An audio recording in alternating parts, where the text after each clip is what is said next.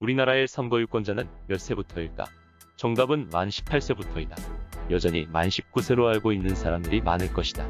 우리나라의 선거 가능 연령은 정부 수립 당시 21세였다가 4.19 혁명 이후 20세, 2005년에 만 19세까지 하향된 후 공직선거법이 개정되면서 2020년도 제21대 총선부터 만 18세 이상의 대한민국 국민이라면 투표를 할 수 있게 되었다. 18세 투표에 관한 논쟁은 고등학생의 선거권 참여 여부를 중심으로 뜨거운 감자였는데, 찬성하는 사람들은 주로 청소년 참정권 보장을 중요시했고, 반대 측은 아직 청소년들이 정치적 정보를 판단하는 능력이 부족하다고 보며 교실의 정치화를 우려하는 소리가 컸다. 21대 총선 결과 중앙선거관리위원회의 분석에 따르면 18세 청소년 투표율은 67%를 기록하여 20, 30대보다 높게 나왔고, 심지어는 전체 투표율을 웃돌았다. 전문가는 만 18세가 처음 자신의 권리를 행사할 수 있게 되었다는 자각심을 갖게 된 점이 투표율 상승으로 이어졌을 것이라고 분석한다. 그러나 청소년 정치 참여를 주장하며 선거 가능 연령을 18세까지 낮추었음에도 그보다 더 낮은 만 17세까지 낮추자는 목소리가 나오고 있다. 17세 선거권을 주장하는 근거로는 첫째, 청소년 역시 선거권을 갖기에 충분한 지적 능력을 갖추었다는 것. 둘째, 청소년에 관한 정책이 많이 부족한 현 상황에서 청소년이 유권자가 될 경우 정치인들이 청소년들의 이야기를 듣고 관련 정책에 많은 관심을 가지게 될 것이라는 점. 셋째, 투표율의 증가를 기대할 수 있다는 점을 들 수 있다. 과연 17살은 정치에 참여하기 너무 어린 나이일까? 3.1운동 당시 유관순 열사의 나이가 만 17세였고 4.19 혁명의 주역 김주열 열사가 3.15 부정선거에 반대이거에 나섰던 것은 만 16세였다. 우리가 잘 아는 이야기 속 성춘향과 로미오와 줄리엣의 나이 역시 만 15세이다. 성인 중에도 지적 능력이 결여되는 사람들 역시 표가 주어지고 95세 이상의 노인들에게도 선거권이 보장되는데, 청소년이 지적 능력이 부족하여 선거권을 주지 않는다는 것은 논리적이지 못하다.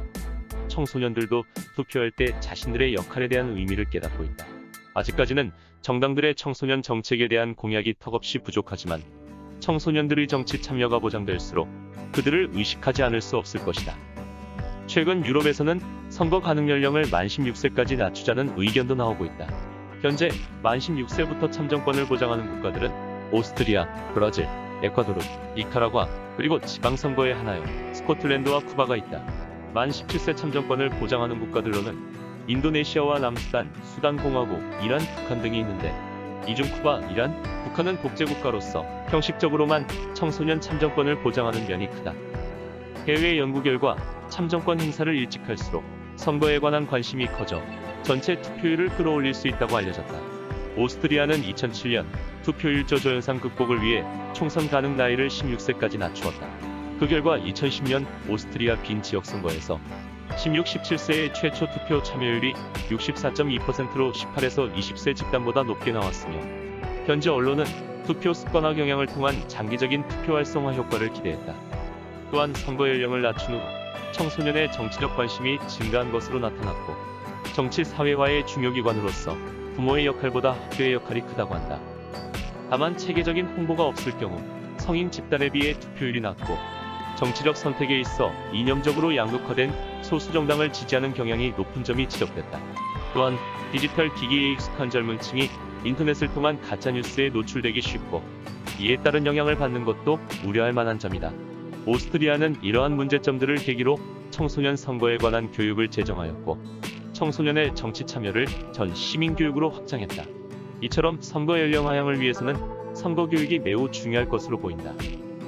청소년의 선거권을 둘러싼 논의 중에는 그들의 권리보다 선거 결과에 끼치는 영향만을 중시하는 사람들이 있다.